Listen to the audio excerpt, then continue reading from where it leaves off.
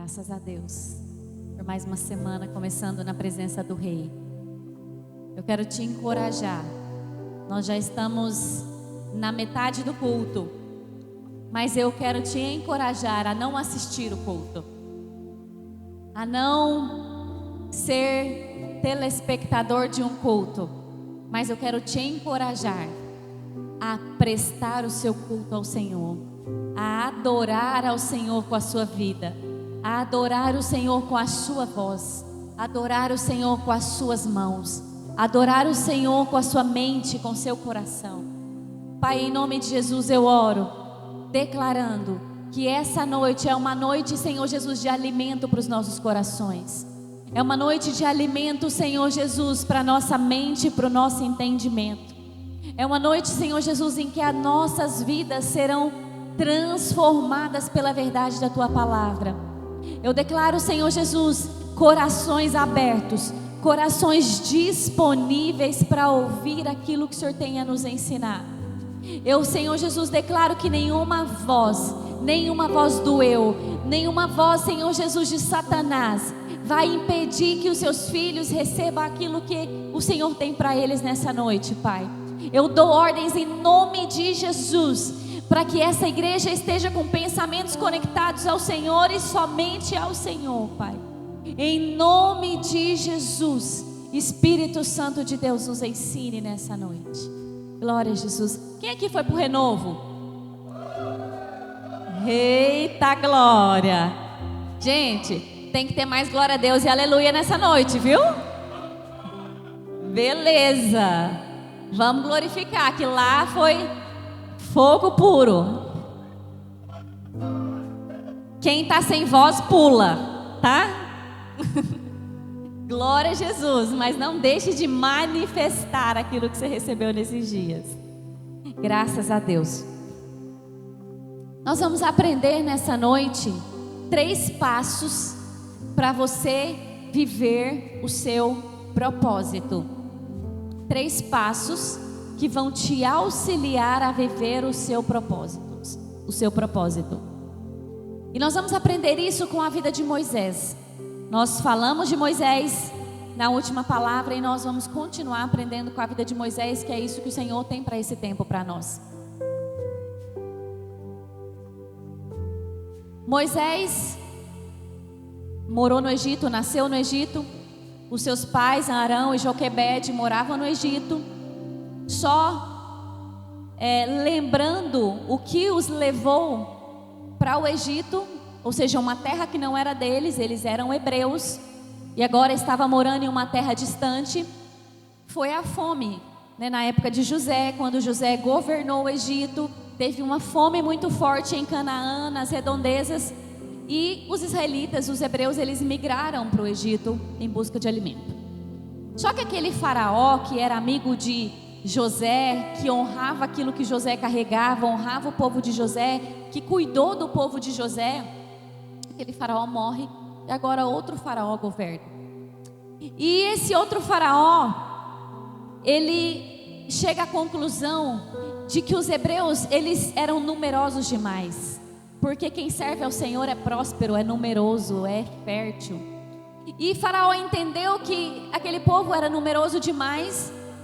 Consequentemente, eles conseguiriam ter um exército forte, porque um grande número de homens teria um exército forte. E olha só que interessante, aquele faraó, visualizando um exército forte, ele fala assim: eu preciso enfraquecer esse povo, eu preciso enfraquecer o exército desse povo, porque em caso de guerra, em caso de confronto, eles são fortes demais e poderosos demais. Mas qual foi a estratégia de Faraó para enfraquecer o povo de Deus? Foi matar crianças. O diabo não muda a estratégia dele. Ele não muda a linha de atuação dele. Desde sempre, as crianças foram alvos dos ataques de Satanás. Porque Satanás sabe que crianças não são apenas crianças, são um exército preparado para a guerra, para guerrear nesse mundo e para vencer o diabo. E aí Faraó fala então, para enfraquecer o exército, matem todos os meninos, homens, machos, que nascerem das hebreias. E é nesse contexto, diante de um decreto de morte, diante de uma ordem para ser morto, diante de a certeza de que nasceria para morrer, nasce um grande propósito. Abra comigo a sua Bíblia em Êxodo capítulo 2, verso 1. Êxodo capítulo 2, verso do 1 ao 3. Que diz assim: E foi um homem da casa de Levi, e casou-se com uma filha de Levi. E a mulher concebeu e deu à luz a um filho. E vendo que era formoso, escondeu-o 3 meses. Não podendo, porém, mais escondê-lo, tomou uma arca de juncos e a revestiu com barro e betume. E pondo nela um menino, a pôs nos juncos à margem do rio. Deixa o primeiro versículo, por favor, na tela. E aqui a gente vai aprender a primeira chave das 3 chaves para que você viva o propósito. Moisés era um homem que tinha um propósito. O propósito de Moisés era um propósito muito grande, era o propósito de libertar o povo de Deus. E esse povo não era 10 pessoas, 20 pessoas, 100 pessoas. Eram milhares e milhares de pessoas. Milhares e milhares de pessoas estavam sendo escravas, estavam sofrendo, estavam padecendo com um jugo pesado demais naquele reino, no Egito. Então o Senhor levanta Moisés com um propósito de milhares. O Senhor levanta Moisés com um propósito de milhões de vidas. E deixa eu te falar uma coisa, talvez você pense assim, tá, era o propósito de Moisés, mas eu não tenho um propósito, e não tenho um propósito tão grande assim. A Bíblia diz que o nosso ministério, ele é reconciliar pessoas com Cristo. Você tem um ministério de reconciliar pessoas com Cristo. E deixa eu te contar uma coisa que talvez você não tenha percebido. Se você reconcilia uma pessoa com Cristo, você não está salvando a vida de uma pessoa, você está salvando gerações. Então às vezes você pensa, mas é só uma pessoa, ganhei uma pessoa para Jesus, ganhei 2 pessoas para Jesus. Você não tem noção de onde essa semente vai alcançar e o que ela irá gerar. Há uns 5, 6 meses atrás, eu e o pastor Abel, nós fomos na igreja do pastor Mac Anderson a primeira vez. E quando a gente estava saindo para ir embora, estava encostado assim no altar, no final do culto, um pastor Alcimar Obadias. E quando eu vi aquele pastor, o meu coração se encheu de alegria. Por quê? Há 20 anos atrás, mais ou menos, quando eu estava completamente perdida, desviada e desejando conhecer Deus, porque tinha um clamor muito grande no meu coração para conhecer Deus, para conhecer o Deus do meu pai, para conhecer o Deus de amor que meu pai me falava. Eu queria conhecer esse Deus. Eu conheci o pastor Alcimar, ele já era pastor.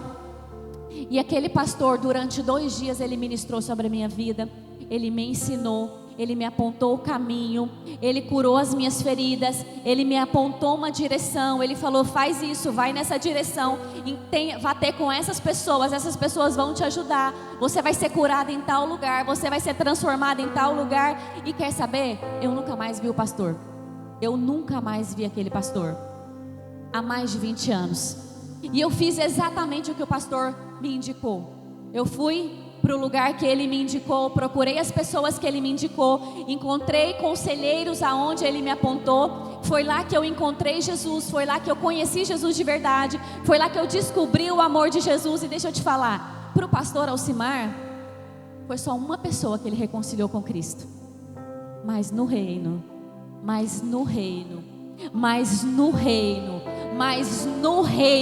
milhares de gerações foram alcançadas, por causa do propósito de um pastor. E nesse dia eu tive a oportunidade de dizer isso para ele, de dizer: pastor, os frutos que as minhas mãos têm produzido diante do céu hoje, carregam a semente que você plantou. Então você tem um propósito, você tem um chamado, você foi chamado para reconciliar pessoas com Cristo. E esse homem com um propósito, esse homem com um chamado, ele nasce. E a Bíblia vai nos ensinar 3 passos para que nós vivamos o propósito como Moisés viveu, como Moisés, um grande líder, viveu. E foi um homem da casa de Levi e casou-se com uma filha de Levi. E a primeira chave que o Senhor falou comigo é: não faça alianças com quem não teme a Deus. Não faça alianças com um povo que não adora a Deus. Não faça alianças com os povos os quais Deus diz para que nós não fizéssemos. A mãe de Moisés se casa com o pai de Moisés, que era da sua mesma tribo. E havia uma ordem muito clara de Deus para aquele povo. Não precisa abrir, está em Deuteronômio 7, que diz assim: não te aparentes com as pessoas das outras tribos. Deus estava falando: não darás tuas filhas e seus filhos, e não tomarás as suas filhas para os teus filhos. Ou seja, não traz para se casar as filhas dos outros povos, e nem dê as suas filhas para eles. E aí o verso 4 explica: pois fariam desviar os teus filhos de mim, para que servissem a outros deuses, e a ira do Senhor se acenderia contra vós, e depressa vos consumiria. Então o que o Senhor está dizendo? Não faça aliança com quem não me adora, para que você não se contamine, para que o seu povo não se contamine. Porque se houver uma contaminação, se houver uma aliança com um povo que adora outros deuses, certamente essas pessoas seriam destruídas pelo próprio Deus. E aliança é diferente de contrato.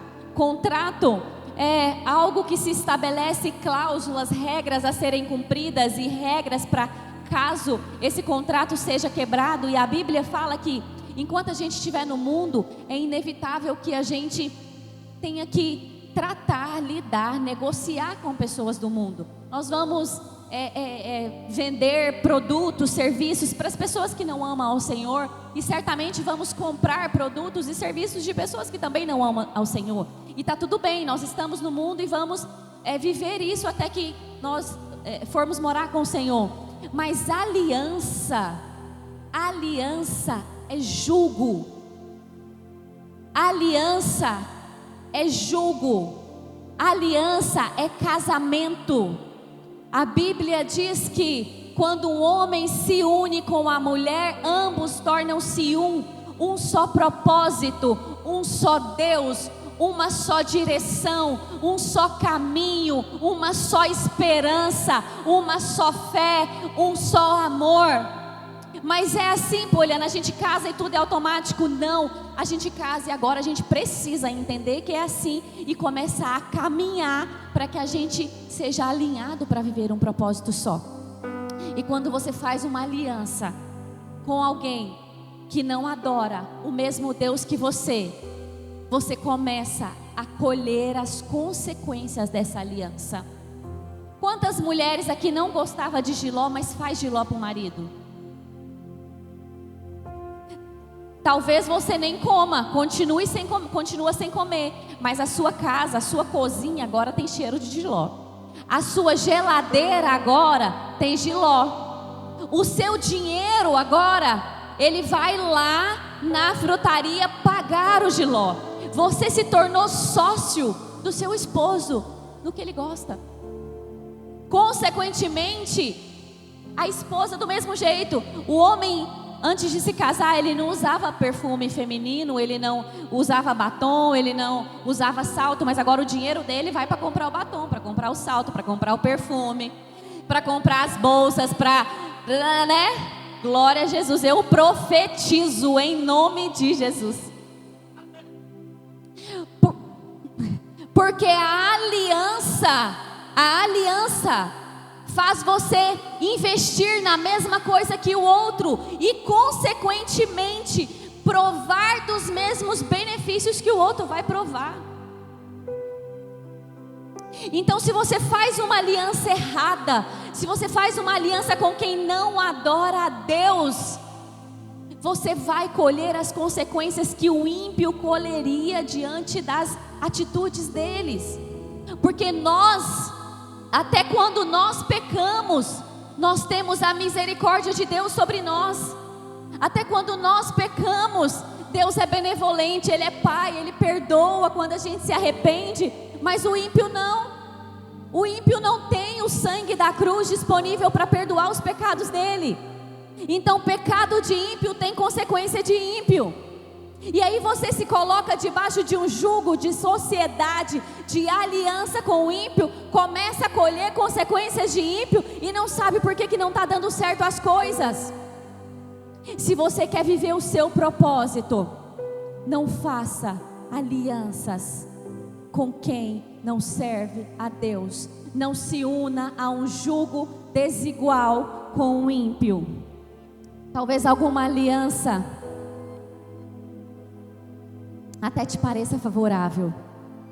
Talvez alguma aliança até você pode olhar e falar: nossa, mas eu acho que vai ser bom, vai ser só por um tempo. Não, mas então, eu acho que não tem nada a ver, porque eu acho que vai ter crescimento, eu acho que Deus, Ele quer que eu cresça.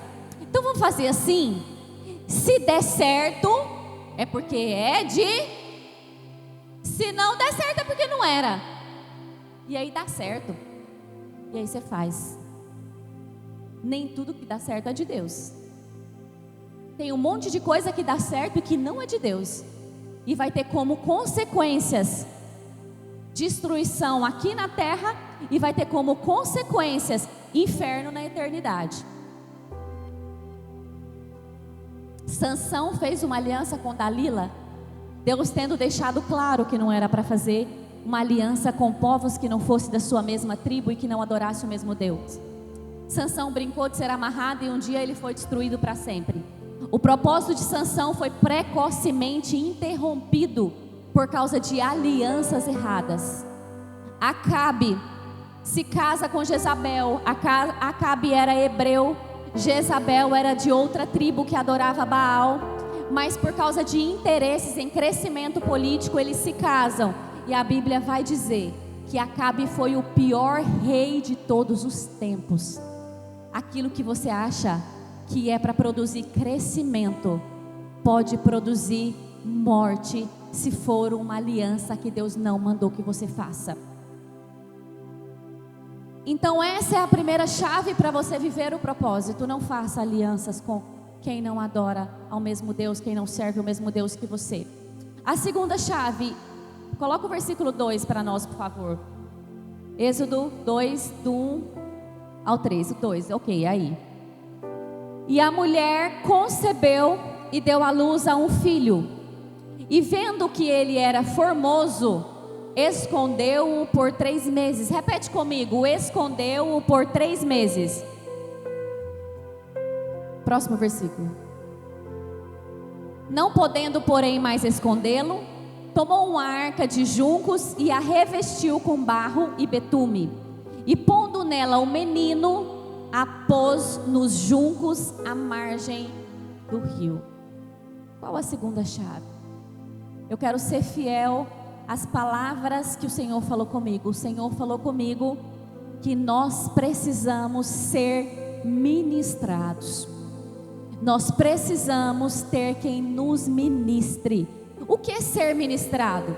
Ser ministrado é receber algo de alguém que tem autoridade, que tem selo para fazer.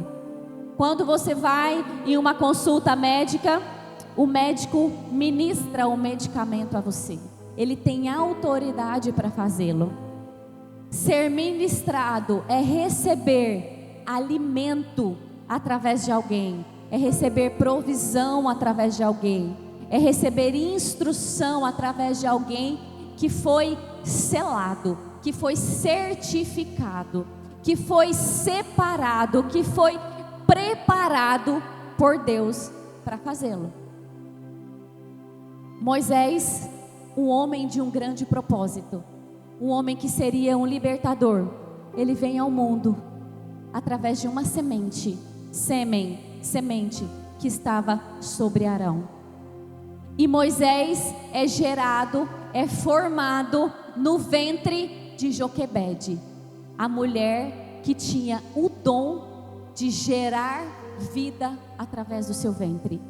Antes que Moisés nascesse, antes que Moisés fosse formado, Deus separou Arão e Joquebede para proteger, para possibilitar a vida de um libertador.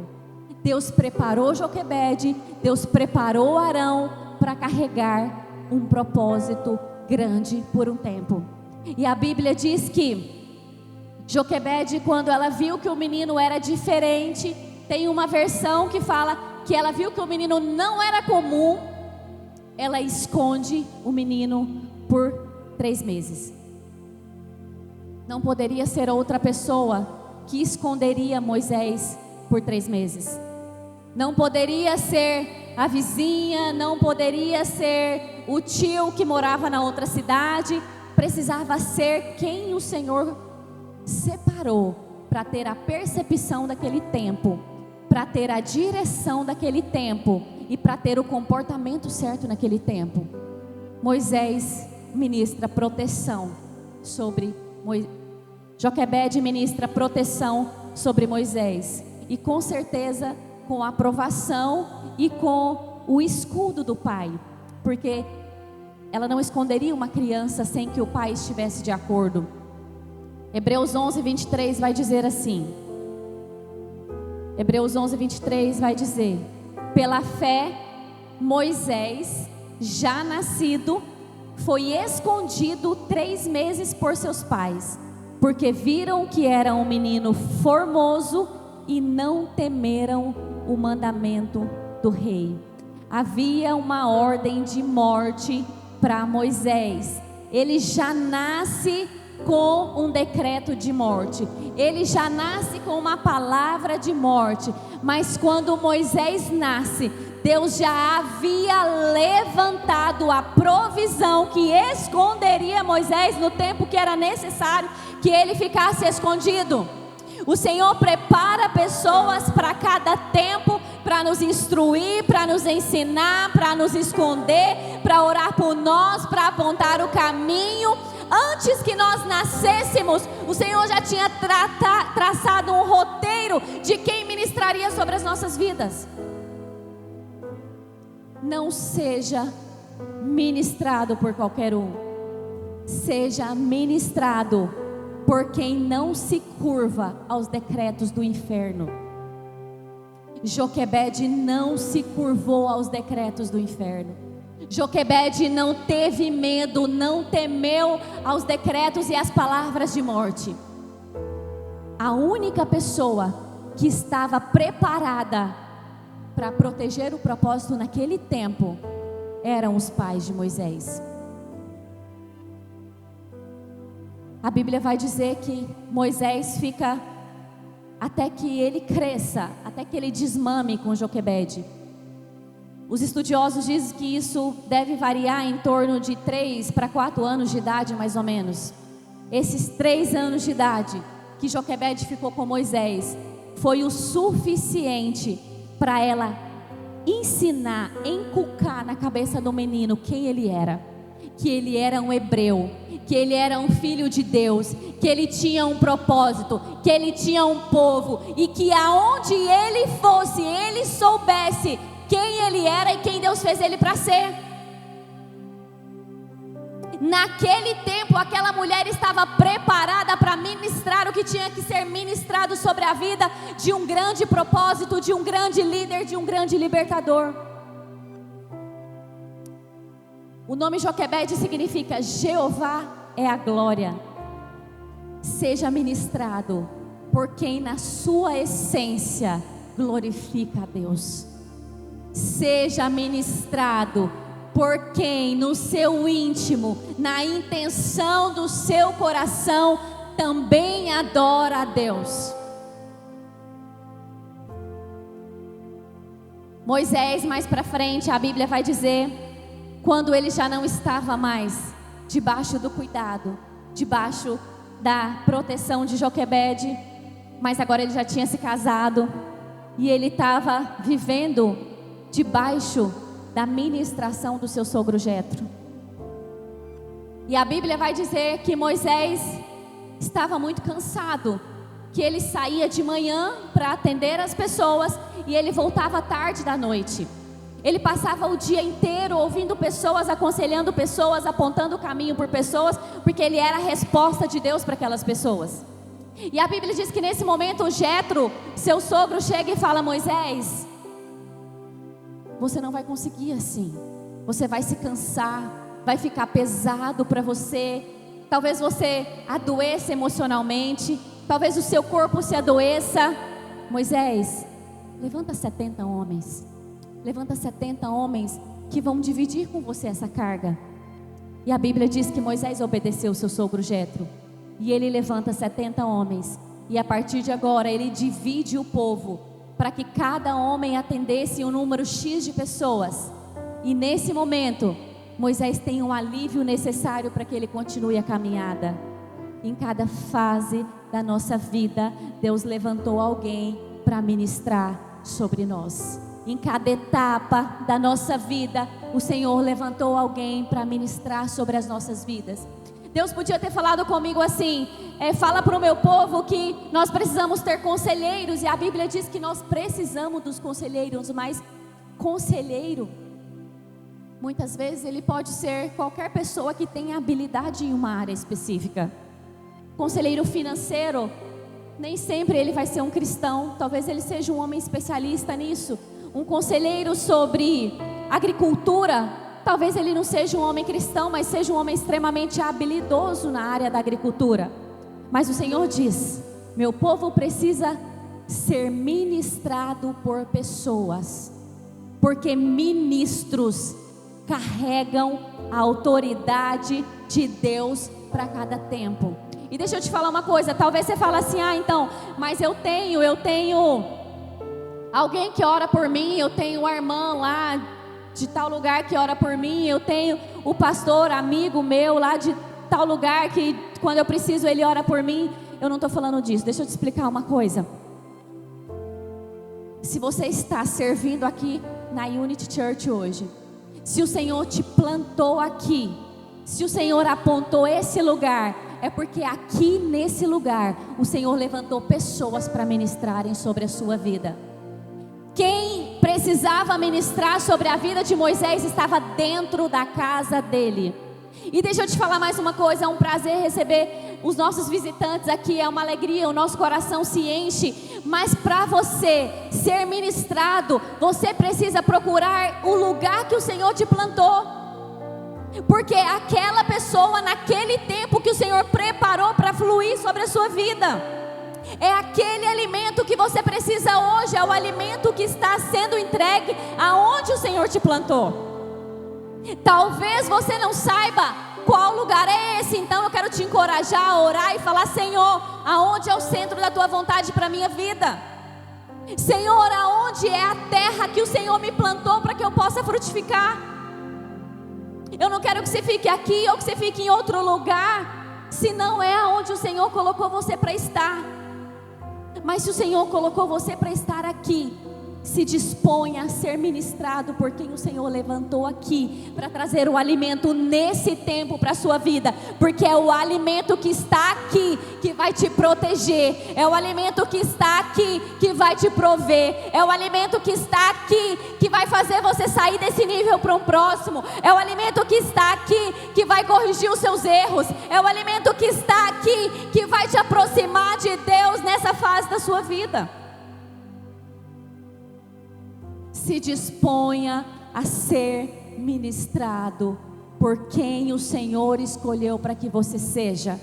Não escolha quem vai fazer isso, mas pergunte para o Senhor qual a escolha dele para esse tempo. E nós vamos, terceiro ponto.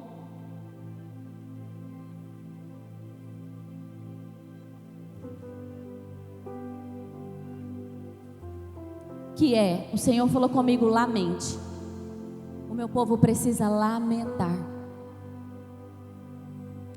O lamento, ele não é uma sessão de reclamações, ou de queixas, ou de murmurações. No dicionário, lamento e queixas são duas palavras que são sinônimos.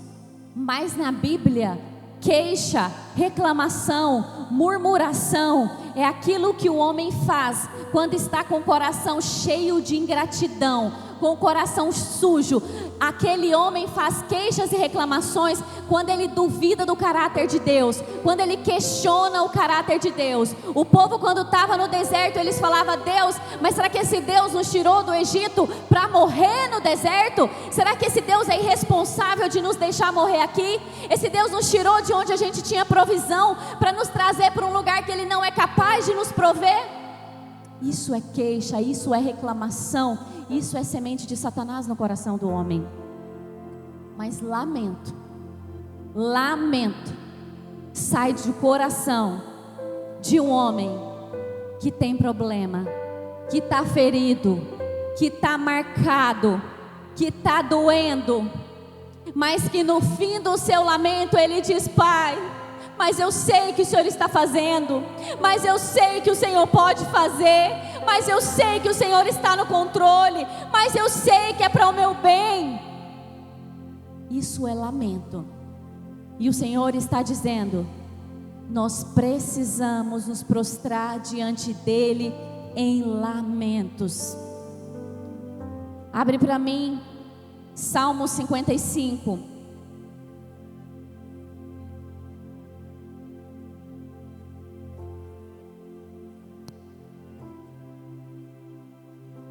Salmos de Davi. E Davi diz assim: inclina, ó Deus, os teus ouvidos à minha oração, e não te escondas da minha súplica. Atende-me, ouve-me, lamento na minha queixa e faço ruído pelo clamor do inimigo e por causa da opressão do ímpio, pois lançam sobre mim a iniquidade e com furor me odeiam. O meu coração está dolorido dentro de mim, e terrores de morte caíram sobre mim. Temor e tremor vieram sobre mim, e o horror me cobriu. Lança o teu cuidado, Senhor. Lança o teu cuidado sobre o Senhor. E ele... Desculpa, agora eu fui para o verso 22. Aqui nós lemos os primeiros versos, Davi se prostrando e falando das suas dores, das suas dificuldades, das suas tristezas, do seu peso de morte. Mas eu quero que você veja o final desse salmo, verso 22 e verso 23. Davi diz assim: lança o teu cuidado sobre o Senhor, e Ele te susterá. Não permitirá jamais que o justo seja abalado, mas tu, ó Deus, os fará descer ao poço da perdição. Homens de sangue e de fraude não viverão metade dos seus dias, mas eu em ti confiarei. O livro de Salmos, ele é uma coletânea de 4 livros dentro do livro de Salmos, e o título dessa coletânea é Louvor. Porém, Salmos, 2/3 do livro de Salmos é lamento, porque quem lamenta louva a Deus, quem lamenta adora o caráter de Deus, quem lamenta reconhece quem Deus é, quem lamenta reconhece o poder, a soberania, a graça, a bondade e a misericórdia de Deus.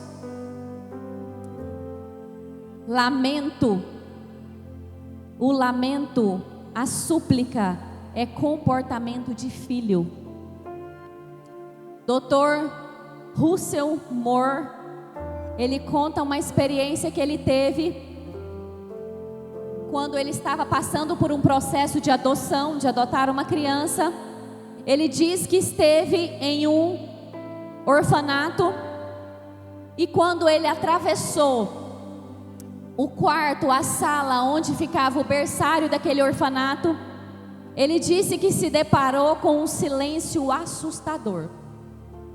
E aí ele diz assim, que aquelas crianças não choravam, não clamavam, não porque não tinham necessidades, não porque não tinham vontades, mas porque elas sabiam que não havia ninguém que pudesse atendê-las, protegê-las, cuidá-las ou prover a necessidade no tempo em que elas clamariam.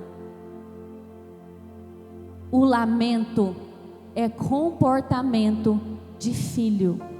Lamento é comportamento de quem se entende por filho. Filho, quem é pai aqui ou mãe? Levanta a mão. Você já falou assim, gente, mas eu não posso ir no banheiro em paz. Não é verdade, gente? Quem não é pai, quem não é mãe ainda, você vai chegar nesse dia, você vai lembrar. Tem dia que nem você entra no banheiro, o menino está atrás de você. Ô mãe, então, filho é o tempo todo. Mãe, cadê isso? Mãe, cadê aquilo? Ô pai, cadê isso? Pai, vamos fazer isso? Pai, e aquilo? Pai, aquele negócio que você me prometeu? Pai, mas você falou que ia fazer. Pai, mas ontem você falou que ia fazer. Pai, minha irmã brigou comigo. Pai, minha irmã tomou isso. Pai, ela pegou aquilo. Pai, isso é uma rotina diária. É da hora que a gente acorda, a hora que a gente vai dormir. Isso é comportamento de filho. E a gente não para e fala assim, eu não aguento mais ele ou ela falar alguma coisa. Pra gente é natural. A gente lida com isso naturalmente. A gente lida com isso entendendo que eu tenho um filho, os meus filhos precisam de mim. Tem coisas que eu vou prover no tempo que eles pedir, tem coisas que eu não vou prover no tempo que eles pedir, e tem coisas que eu só vou prover porque eles pediram. Tem coisas que a gente nem sabe que existe, né? O menino fala assim, pai, eu quero um Blade Blade. Você fala, que bicho que é esse, menino? É de comer, de passar no cabelo, de que é? Não, pai, é um negócio assim, assim, assim que meu coleguinha tem. Se ele não te pedisse, você nunca ia dar. Mas porque ele te pediu, você começa a gerar isso no seu coração. Você fala, acho que eu vou dar no aniversário. Não, acho que eu vou dar em tal data. E aí em algum momento você entrega. Mas lamento de filho não incomoda pai. Pelo contrário, lamento de filho é relacionamento com o pai. Nós precisamos estar com os nossos corações entregues diante do Senhor em lamento. Salmos vai dizer 79 vezes a palavra ouvi. Ouvi, Senhor meu, ouvi, Deus meu, ouvi, Pai meu, ouvi, Senhor meu. 79 vezes. Homens de Deus clamando para que o Pai os ouça. Homens de Deus clamando, chamando a atenção do Pai. E o Senhor está dizendo, eu preciso que os meus filhos lamentem. Eu preciso que os meus filhos coloquem o coração deles diante de mim. Fala tudo. Fala, pai, olha, hoje eu tive uma situação assim, eu fiquei com vergonha, eu fiquei constrangida, eu fiquei com raiva, eu fiquei irado, eu pequei, ou eu fui humilhado. Conta tudo. Leva tudo para os pés do seu pai. Leva tudo diante dele. Como é que você quer se casar com Jesus, passar a eternidade com Deus no céu, se você não encontra com Ele diariamente? Se você não conta as suas particularidades do dia para Ele? Se você não se prostra em lamento diante dEle? Você fala com um amigo, você fala com a amiga, você fala com os vizinhos, você fala no Instagram, manda direta no WhatsApp, posta o status do WhatsApp que você está sofrendo. Mas o que tem que ser feito, que é lamentar diante do Pai, você não tem feito, não tem se prostrado, não tem se rendido. Salmo 106, verso 23, e agora a gente já está encerrando. Salmo 106, 23. Diz assim: por isso disse que os destruiria, não houvesse Moisés, seu escolhido, ficado perante ele na brecha, para desviar a sua indignação, a fim de não os destruir. Por isso disse que os destruiria. De quem que a palavra está falando? Está falando dos israelitas que ficaram no deserto murmurando.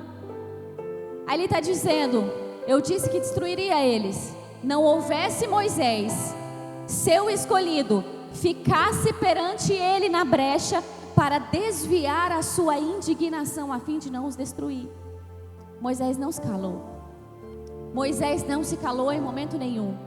Moisés levava todo o clamor e todo o lamento dele diante do Senhor. Talvez você diga assim: ah, mas eu não tenho o que lamentar, minha vida é incrível, maravilhosa, é plena, minha vida é extremamente equilibrada, eu não tenho nada para falar sobre a minha vida.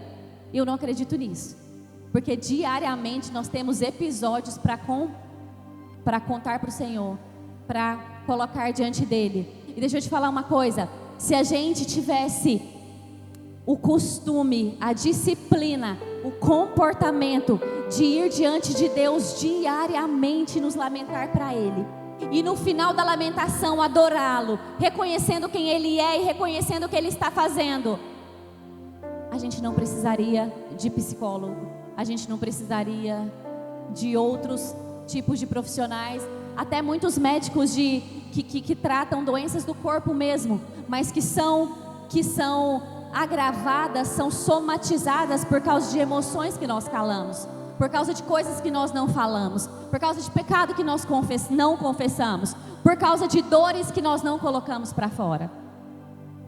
Então, se você não tiver uma dor hoje, se por acaso você não tiver uma dor hoje, se coloca diante do Senhor para lamentar pela noiva de Cristo, para lamentar pelas pessoas que estão padecendo, para lamentar pelas pessoas que estão sofrendo, para lamentar por quem precisa de lamento, da provisão e do clamor de Deus. A Bíblia diz assim: o Senhor não destruiu o povo porque Moisés se colocou na brecha para interceder por eles. Existem pessoas que estão precisando de um milagre que vai sair da sua boca, vai sair do seu clamor, vai sair da sua oração. Não se omita, se levante, se posicione diante do Senhor para clamar pela igreja do Senhor, para clamar pela noiva do Senhor. É muito bonito esse discurso de amor da internet, né? Amor ao próximo, amor às pessoas, amor às diferenças. É fácil fazer um discurso, uma narrativa virtual. Agora, difícil é você tirar o seu tempo, gastar as suas lágrimas e se derramar diante do Senhor para clamar pelo outro, pelo próximo, pela noiva e pelo corpo de Cristo. Moisés não se calou. E eu quero encerrar com um texto, Mateus 7:7. Mateus 7:7. Que diz assim: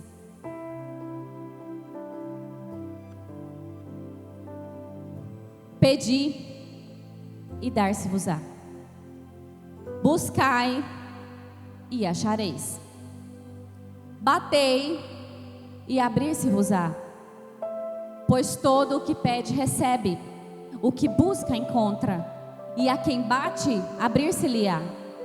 Ou qual dentre vós é o homem que, se porventura o filho lhe pedir pão, lhe dará pedra? Ou se pedir um peixe, lhe dará uma cobra? Ora, se vós que sois maus, sabeis dar boas dádivas aos seus filhos, quanto mais o vosso Pai, que está nos céus, dará boas coisas aos que lhe pedirem. Você precisa pedir. Você precisa pedir. Não dá para ficar no seu canto. Ai, Deus vai me abençoar, Deus precisa me abençoar, Deus tem um propósito na minha vida, Ele tem uma palavra para a minha vida. Então, enquanto isso, eu sento aqui em berço esplêndido e espero que Ele faça algo. Ei, a Bíblia é clara. Primeiro você precisa se relacionar. Deus não é o nosso garçom, Deus não é o nosso servo, nós servimos a Ele. Então nós precisamos ir diante dEle, nós precisamos ir diante dEle em súplicas. E esse texto ele diz assim: pedi e dar-se-vos-á. Mas não tá bom não, ele diz assim: buscai também e achareis. Aí ele vai mais longe, ele diz assim: batei e abrir-se-vos-á. precisa ser insistente, precisa ser constante. Não pode ser um relacionamento de uma noite, não pode ser um caso com Jesus, precisa ser uma aliança com o Senhor, contínua, cotidiana, diária. Se prostre em lamento diante do Senhor. Eu quero que você viva o seu propósito. Eu oro para que você viva o seu propósito, porque nações, gerações serão alcançadas através da sua vida, através das suas sementes. Eu oro para que o Senhor cumpra exatamente aquilo que Ele desenhou para a sua vida. Mas ouça o que o Espírito diz à igreja: não faça alianças erradas. Escolha ser ministrado por alguém.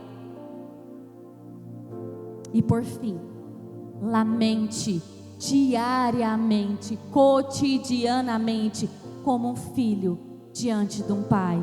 Coloque-se de pé. Eu quero perguntar se tem alguém que ainda não escolheu ser filho de Deus e quer entregar a sua vida para o Senhor hoje. Eu quero te convidar para vir aqui na frente. Se tem alguém que ainda não tomou a sua decisão de mudar de dono a sua vida, porque receber Jesus é mudar de dono, falar: olha, eu abro mão, não quero ser mais dono da minha vida. A partir de agora eu quero entregar a minha vida para que o Senhor seja dono dela, para que o Senhor governe, para que o Senhor ajude a eu desfazer as alianças erradas, para que o Senhor me ajude a alinhar a minha vida com o Pai. Se você quer entregar a sua vida para Ele, vem aqui na frente que nós queremos orar por você. Nós queremos caminhar com você. Nós queremos andar ao seu lado. Nós queremos ajudar você. Nós queremos ministrar sobre a sua vida. Vem aqui na frente. Se tem alguém. Tem alguém?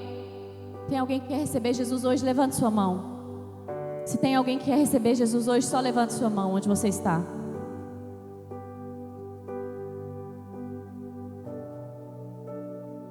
Glória a Jesus. Vamos orar então. Se não tem, que o Senhor te dê outra oportunidade para se entregar a Ele. Pai, obrigada, Senhor Jesus, por essa noite. Obrigada por essa palavra. Obrigada, Senhor Jesus, por sua instrução. Pai, o Senhor tem sido tão generoso, tão bondoso conosco. O Senhor insistentemente tem nos ensinado a ter vida abundante, a viver o nosso propósito, a viver aquilo que o Senhor quer que a gente viva. O Senhor tem insistido em nos ensinar. Eu oro, Senhor Jesus, para que essa palavra não seja só uma palavra de domingo. Eu oro, Senhor Jesus, para que as pessoas que estão aqui não tenham apenas assistido uma palavra, mas que tenham prestado um culto ao Senhor, e que essa palavra amanhã vai fazer completa diferença na vida deles. Eu oro, Senhor Jesus, para que as pessoas que estão aqui e precisam tomar decisões sobre sociedades e sobre alianças, que elas sejam conduzidas pelo Senhor, que elas sejam conduzidas pela palavra, e que elas não sejam tentadas a fazer alianças erradas para ter benefícios que na frente irão matá-las. Pai, em nome de Jesus, eu oro, Senhor Jesus, para que o Senhor nos ensine e nos dê humildade para sermos ministrados. Eu oro, Senhor Jesus, para que o Senhor nos dê humildade para ser ministrado por alguém, para ser ensinado por alguém, para ser conduzido por alguém. Senhor Jesus, não aquela pessoa que faz bem para o nosso ego, mas aquela pessoa que o Senhor levantou nesse tempo para nos ministrar, para ser voz do Senhor e proteção do Senhor sobre as nossas vidas. Pai, eu oro para que em nome de Jesus o nosso coração seja convertido em um coração que lamenta, em um coração que se rende diante do teu altar, em um coração de filho que não tem vergonha, que não tem limites para entrar no quarto do Pai e falar tudo o que está sentindo, e falar tudo o que está se passando, e pedir aquilo que passa no seu coração, e se submeter ao controle e à boa vontade do nosso Pai. Em nome de Jesus eu oro. Em nome de Jesus. Amém.